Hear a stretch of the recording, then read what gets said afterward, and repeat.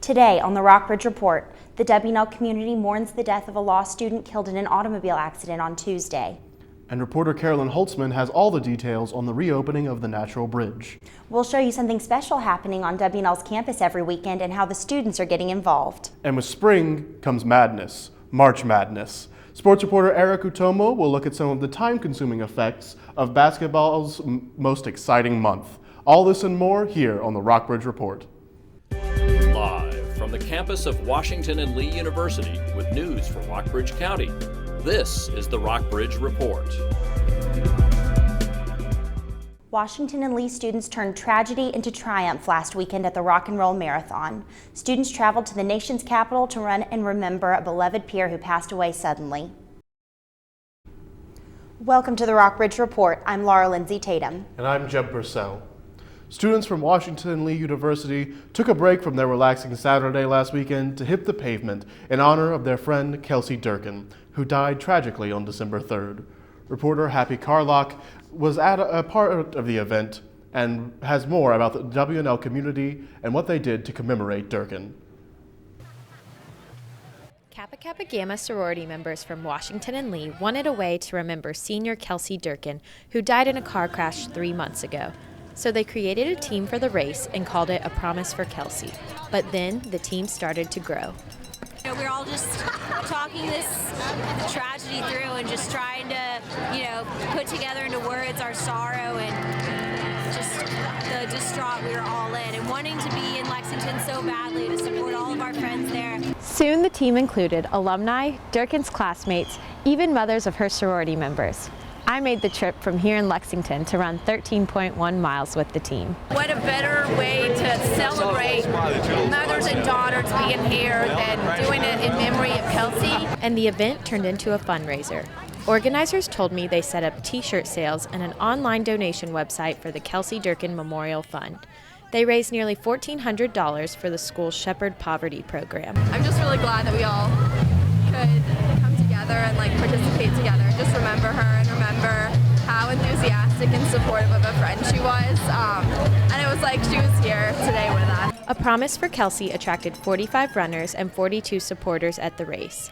18 ran the 5K, 24 ran the half, and 3 even ran the full marathon. So I think it's just super special that we got to all come and do this together to celebrate Kelsey and to also celebrate the friendships that we've made. I think it's really awesome. I think it's a great way to honor a wonderful person.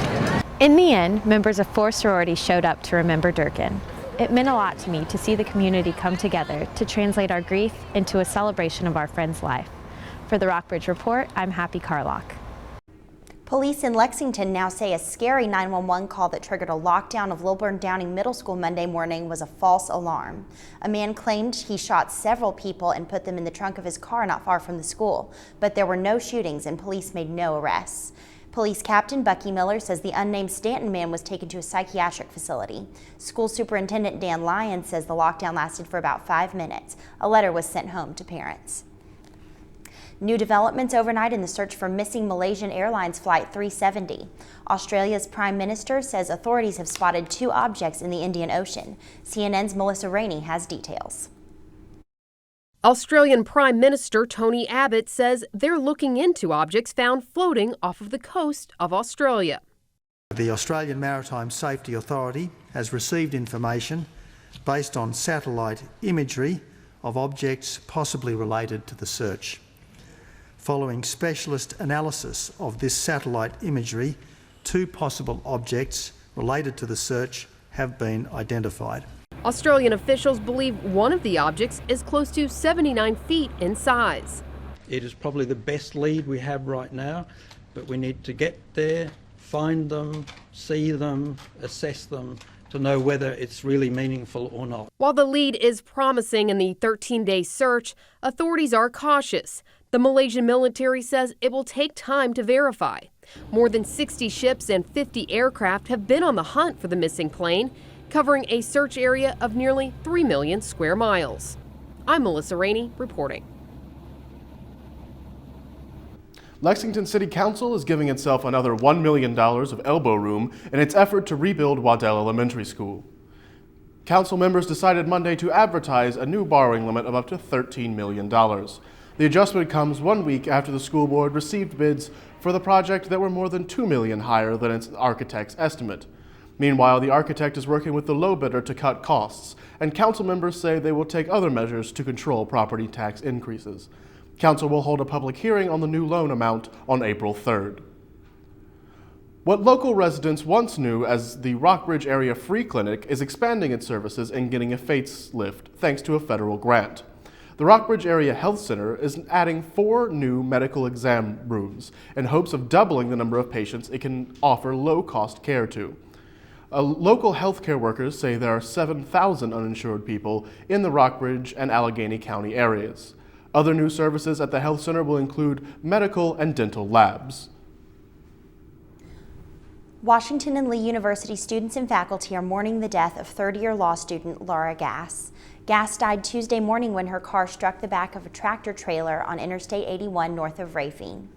Gass's fellow students and others gathered for a candlelight vigil Wednesday evening in front of Lee Chapel on campus. Gass served on the editorial board of WNL's Law Review as a Curtis Fellow. She was inducted only recently into the National Leadership Honor Society Omicron Delta Kappa. She was also active in the Women Law Students Organization. Next on the Rockbridge Report, spring has officially sprung, but winter may not be quite out the door yet. Courtney Lewis will have a weather update. Spring is finally here in Lexington, but will it stay sunny throughout the weekend? Stay tuned on the Rockbridge Report.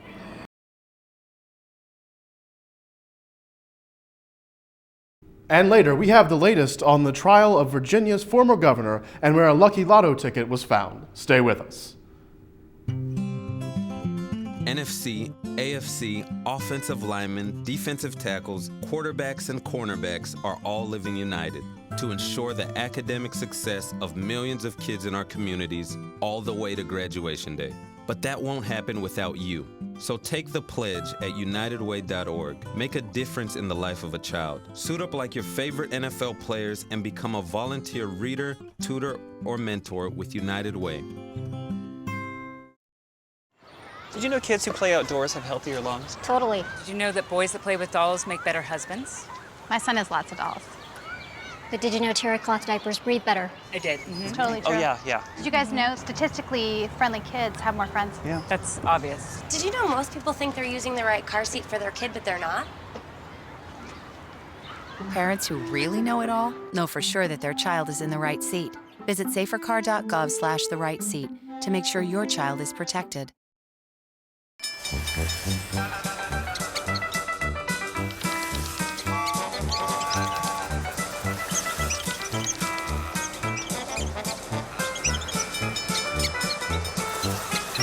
Kids will spend 15 minutes watching online videos like this one.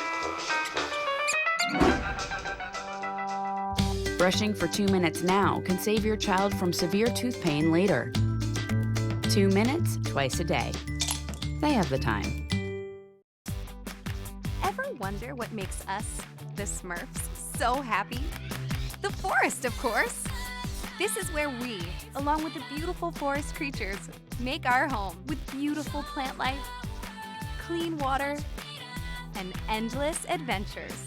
It's a place to celebrate. So discover the forest with your family today. Visit discovertheforest.org to find a forest near you. Rap artist Juicy J is scheduled to perform at Washington and Lee tonight despite some controversy.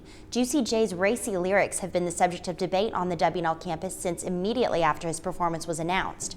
Juicy J's concert will kick off Fancy Dress Weekend on campus. Students and professors have protested the performance throughout the week outside campus hotspots and are planning a protest outside the concert tonight. The concert will still be held in the WNL Activities Pavilion. Doors open at 8 p.m. Happy spring, Jeb. And you too, Laura Lindsay. Although I heard the weather might take another turn toward wintry conditions next week. Well, Courtney Lewis is here in the studio to tell us what we can expect. Is the warm weather here to stay, Courtney? Hi, Jeb. And if we take a look at our live feed right now, it's a beautiful first day of spring. The sun's out, not many clouds in the sky. Our current conditions right now are about 56 degrees. It could get down to 34 tonight, but it shouldn't be getting that cold. It should be a pretty nice night. If we look at our regional conditions, Throughout the day, it's been a pretty beautiful day here in Virginia. Everywhere is about in the high 50s, except for in Lynchburg, it's 62 right now. And if we look at our 5-day forecast here in Lexington, tomorrow it should be another beautiful day of spring, high of 66. On the weekend, it might get a little interesting, but it shouldn't be that bad. On Saturday, there's about a 20% chance of rain with a high of 66 though.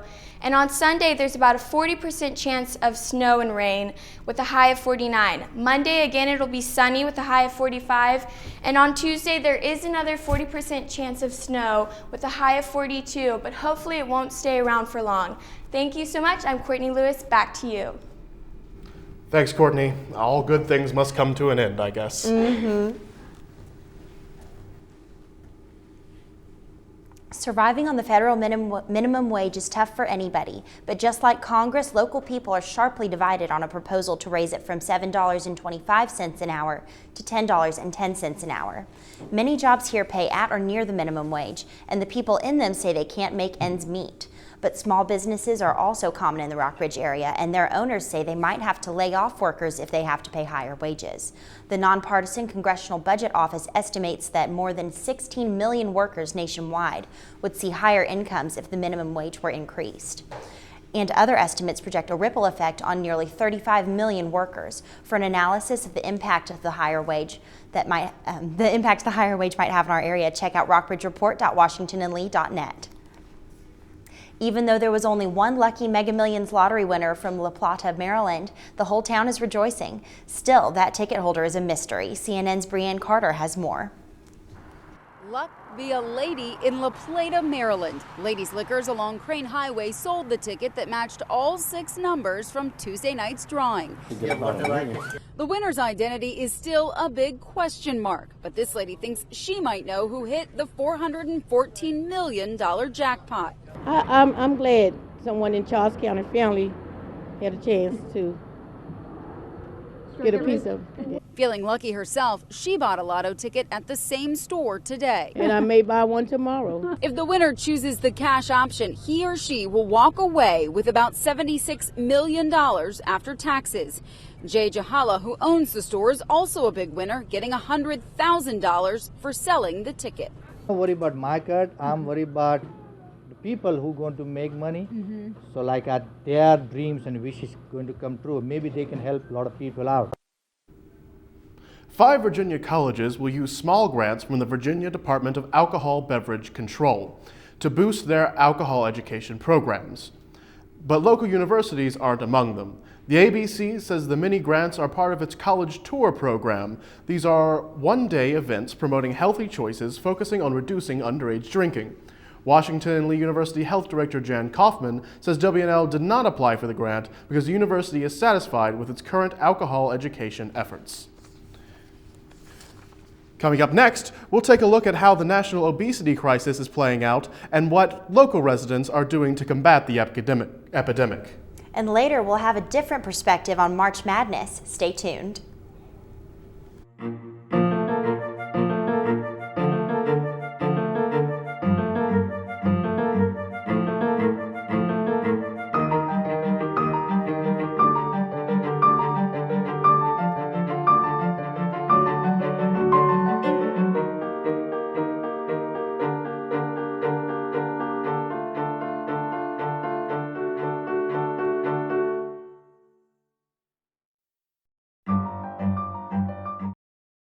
So what you want to do is, have you already enrolled? You're doing fine. What did that just do? Select the drop-down menu again. Wait. You're already enrolled. Example here, so don't panic. You're ready to make your payment. Submit. There it is. Oh my God! I really can't believe it. That's awesome. Good for you.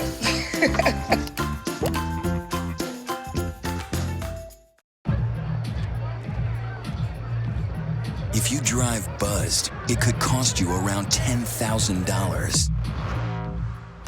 You'll face major legal fees, major fines, and steep insurance penalties. You could lose everything.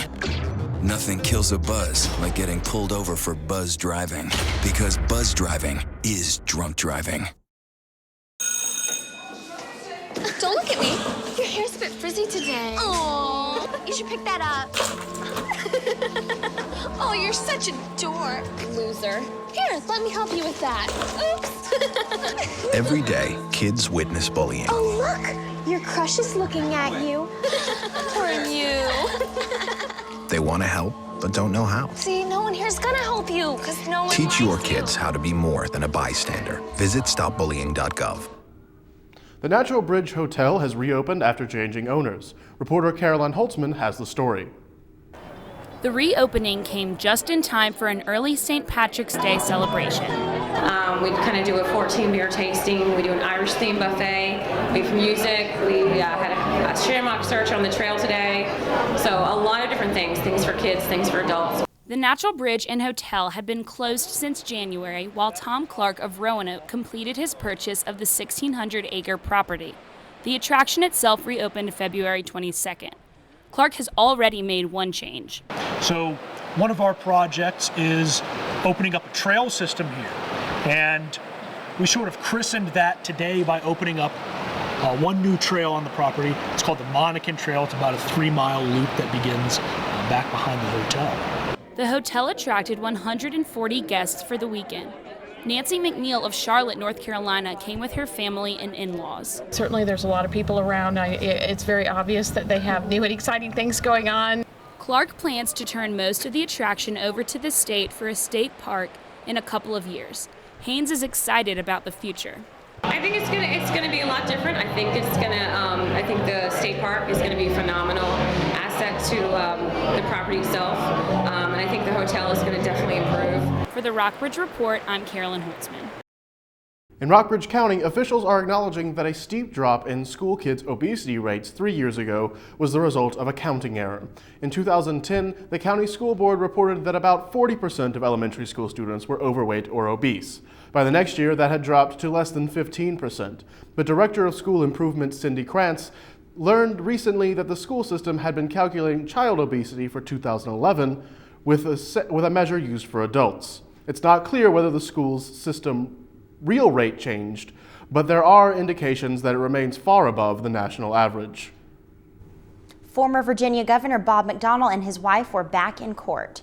Defense attorneys argued Tuesday that prosecutors are interfering with their investigation. CNN's Mark Tenia has the details. It was another day in court for former Governor Bob McDonnell and his wife. The couple is accused of helping Star Scientific CEO Johnny Williams in exchange for more than $165,000 in gifts and loans. Today, the couple's attorneys argued that the prosecution's request to delay a civil case against Williams was interfering with the defense's ability to collect evidence. The motion was denied. Merely trying to stay a civil case is not preventing anybody from talking to anybody. Legal expert Russ Stone says the motions filed by the defense will be important should an appeal ever take place. If the worst happens and the governor ends up being convicted of something or his wife ends up being convicted of something, they want to make it clear that they have raised certain issues that can be taken to the Court of Appeals. Meanwhile, the judge asked both sides to concentrate on the upcoming trial and work out any differences outside of court. But Stone says there will likely be a number of motions filed until the case goes to trial. If you are representing Mr. McDonnell in this case and you think you've got an issue, an attorney is obligated to raise any issues that they think they have. The trial is scheduled for the end of July. After 2 years on the job, Buena Vista City Manager Jay Scudder is still welcoming change in just about everything the city does. Scudder brings Wall Street experience and 26 years in municipal government in Virginia to bear on a batch of financial challenges. The city's long-term debt attracted national media attention just a couple years ago. Last year, it finished in the black for the first time in years. Scudder's supporters, including City Council Manager Lisa Clark, credit him with moving the city in the right direction. Scudder says it's been a partnership with City Council, and he says he will stay focused on the positives. For a longer profile of Scudder, check out rockbridgereport.washingtonandlee.net. Up next, Eric Utomo will be here to tell us about local sports and how to sculpt the perfect NCAA bracket. Stay with us.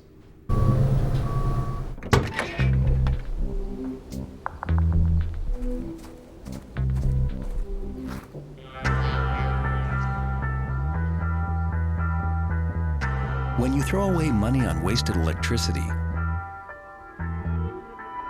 you're throwing away everything you could have bought with it. Saving energy saves you money. Learn more at EnergySavers.gov.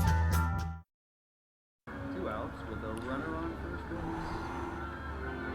Now the big guy comes up to bat, hitting .342 with 92 RBIs and 36 homers. First pitch is fouled between back.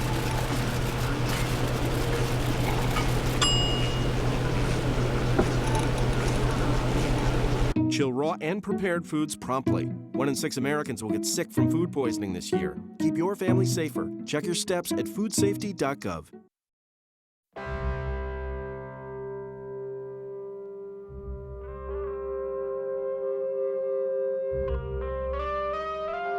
$7,000 high school students drop out every school day. That's a line of desks more than 4 miles long. We can keep students in school. Visit boostup.org and take the first step.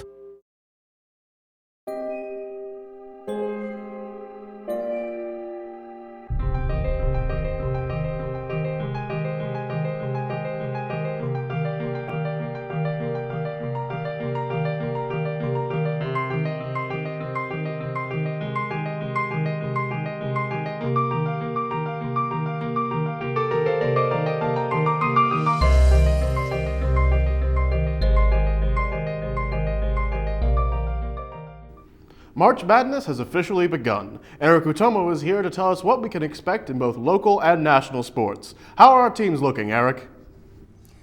Thanks, Jeb. And after a long break, the county's colleges are back playing baseball.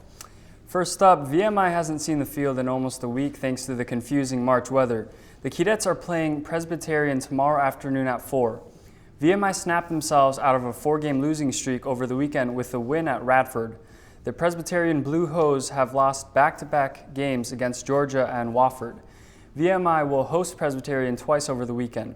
The Friday game starts at 4 p.m. with the Saturday game at 2 in the afternoon. Washington and Lee was the team most affected by weather in the county. The Generals were scheduled to play Tufts today, but that game was canceled because of the snow. The Generals will be on the road tomorrow to take on conference rival Bridgewater. That contest was postponed for March 18th. The Eagles host WNL after scoring 14 runs in their last victory over Emory and Henry. The Generals are at Bridgewater tomorrow at 3:30. That isn't where the story for WNL ends, though. After going to Bridgewater on Friday afternoon, the Generals will have to travel over 100 miles for a Saturday doubleheader. That's right, Washington and Lee has a Friday afternoon game at Bridgewater and will have a quick turnaround before they take on Roanoke College in a doubleheader. The Maroons will have had 2 days rest before WNL comes to town. Washington and Lee will play Roanoke after a quick Friday turnaround. The first game of the Saturday doubleheader is set for noon with the second game at 2:30. SVU hasn't seen its schedule get shifted around like our other teams. The Knights play host to St. Mary's of Maryland for a Saturday doubleheader. The Seahawks limp to Buena Vista, having dropped their last 2 games by a combined 9 runs. The Knights will look to continue their 2-game winning streak against St. Mary's on Saturday. First pitch is at noon with the second game to follow at 4. For sports fans, it's like Christmas come early. March Madness has started today, and your first upset victims, Ohio State and Colorado. The 6th-seeded Buckeyes fell to the 11th-seeded Dayton Flyers, while the 8th-seeded Buffaloes lost the 9th-seeded Pittsburgh 77-48. There's no denying the NCAA men's basketball tournament is an all-day affair, but daytime games and office bracket pools could see work on the sidelines.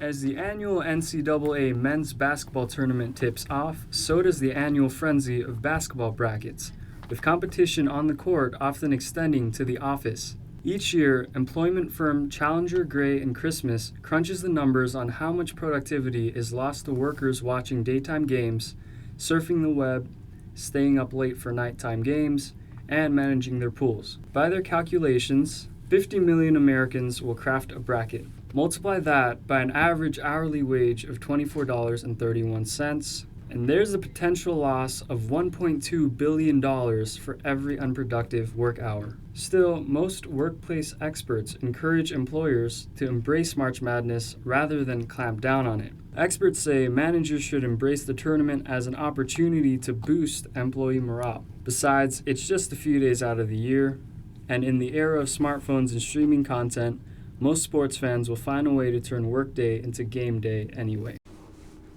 Women's lacrosse is in full swing, and Rockbridge County's two teams have big conference games this week.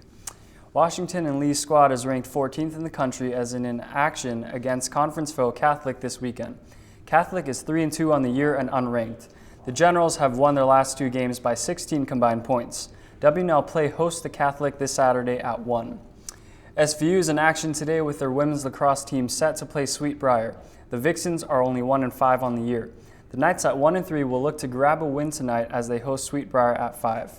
That's all we have for sports this week. I'm Eric Utomo. Thanks, Eric, and good luck on your bracket. Sunday afternoon at Washington and Lee's are not just for time for homework and catching up with friends. On the weekends, activities. For some students, the afternoon is spent volunteering and helping community members to participate in athletics. Rachel Adams-Hurd has the story. Every Sunday afternoon, Washington and Lee hosts a different kind of sports team. Athletes from Rockbridge area Special Olympics play basketball, swim, and hang out with their friends. Volunteers like Grace Duncan contribute their time to help the athletes prepare for competitions across the state. I volunteer for Special Olympics because I really like helping other people, and all my life I was a competitive swimmer, so I feel like this is the best way for me to give back because it's something that I'm really knowledgeable about. There we go, pick it up. Special Olympics is a nationwide organization that gives kids and adults with mental disabilities the opportunity to play competitive sports.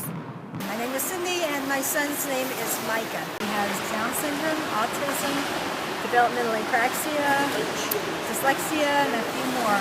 Special Olympics, sports is a tremendous opportunity and outlet for him. But Rockbridge area Special Olympics isn't without problems. In a relatively low-income area, the families of the athletes often have a hard time paying the high price of competition. Businesses in the area occasionally donate money to the local team, including gas and convenience store Giant Sheet, located here off Lee Highway. The team is hopeful that they will remain competitive. Their next big event is the VMI Games. The competition will host teams all across the state on the campus of the Virginia Military Institute. But despite all their hard work, the athletes remember what is really important. If I can't win, I'm just having fun. For the Rockbridge Report, I'm Rachel Adams-Hurd. That's all for tonight's show. Thanks for watching the Rockbridge Report. I'm Laura Lindsay Tatum. And I'm Jeb Purcell. Be sure to check us out online at www.therockbridgereport.washingtonlee.net. Thanks, and have a great night.